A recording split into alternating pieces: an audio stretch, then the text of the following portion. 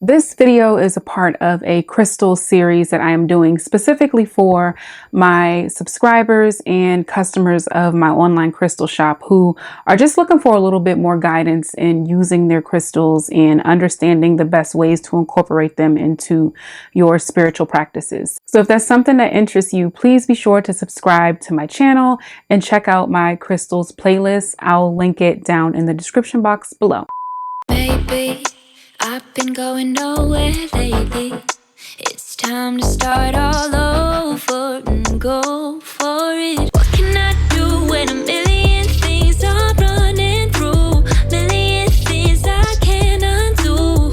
I just sleepwalk, I just sleep talk. That's all I got.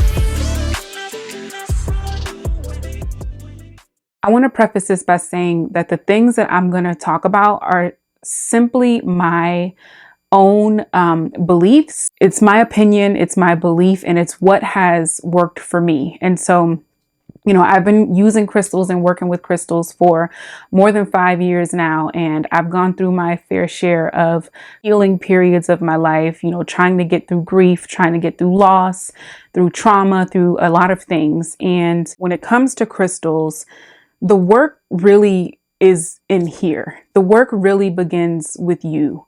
And the power of these crystals and their effectiveness are rooted in your own energy. And I know that there are people in the crystal community who truly believe that each crystal, possesses its own powers and its own magic and its own energies. And while on a certain level that is true, these crystals aren't going to just full on heal whatever ailments you have or whatever issues you have, whether they be mental, emotional, physical, financial. The crystals don't have the power to do that. And I think that it's a real disservice that I see often in the crystal community when these things aren't properly communicated. So it's my belief that these crystals are simply focus objects, comfort objects, fidget objects. You have to be really intentional about what it is you're working towards. If you have turned to crystals for some sort of relief, change, or transition in your life, that means that you are now in self-improvement mode. You are someone who is trying to focus on personal growth. You're someone who is trying to find a deeper connection within your life to improve your well-being.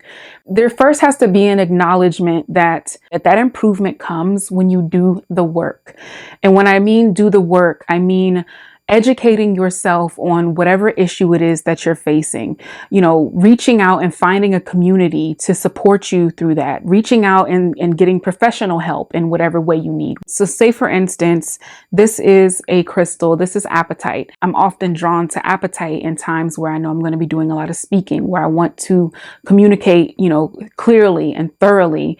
And I want to be able to control any sort of anxiety that comes up or any sort of fear that comes up when I'm speaking. But the thing is that holding this crystal and having it near me is not, I'm not expecting this crystal to, magically improve my speaking. Like in the times where I stumble, I don't get frustrated and blame the crystal. I just see it as, okay, I have to continue practicing, continue showing up, and I can hold this crystal and I can look at it and bring my awareness to it as a reminder to myself of this skill that I'm trying to build, of this challenge that I'm trying to overcome, and allow it to support me in that way.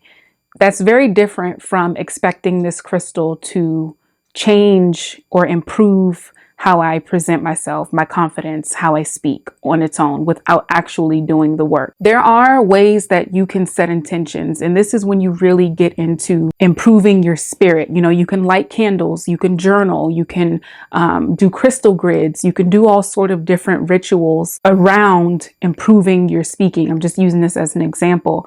And that is where you start to experience the magic in your life. But all of that is rooted in your effort. It's rooted in your productivity. It's rooted in how much you care to push yourself outside of your comfort zone and really go after the things that you want, really go after the reason why you got that crystal in the first place. I hope that makes sense. I hope that it's given a little bit of clarity and some, things to kind of think about the next time you're shopping for a crystal, whether it be online, on Instagram during one of my live sales, come check me out. Or even if, you go to your local crystal shop and you walk in and, every time we go to crystal shops, there's always like the little cards that describe what those crystals are for. I think that that can be a really good starting point if you're just completely lost and you have no idea where to start.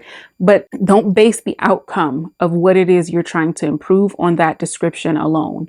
Look at your use of crystals or introducing crystals into your life as just this awareness and reminder that you are now on this spiritual path. You're on this spiritual journey and you want to improve yourself. Crystals are just indicative of self-improvement. Stay rooted in that.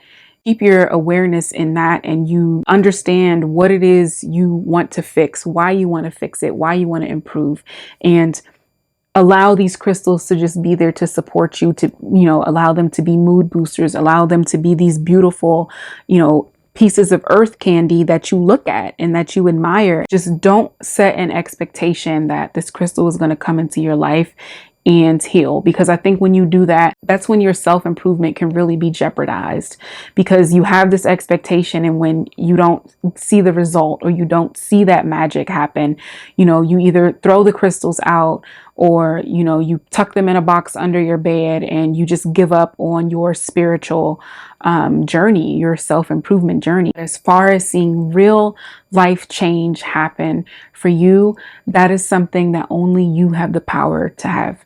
And if you're a believer in God, then that is something that you and God have the power to work on together. And these beautiful crystals that God has placed in this earth can help assist you in just keeping your spirits up as you work on yourself. Like I said, this video is a part of a series. So if you have any questions about crystals, don't hesitate to comment down below.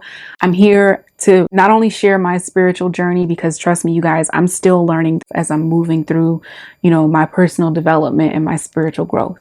So videos coming up about different rituals, ways I incorporate crystals into my personal development. That's all I'm going to say, because now I feel like I'm rambling. Thank you guys so much for tuning in, and I will see y'all in the next video. Bye. Maybe I've been going nowhere lately. It's time to start all over and go for it. 'Cause they don't even know me yet. But that's something I don't regret. Every night I close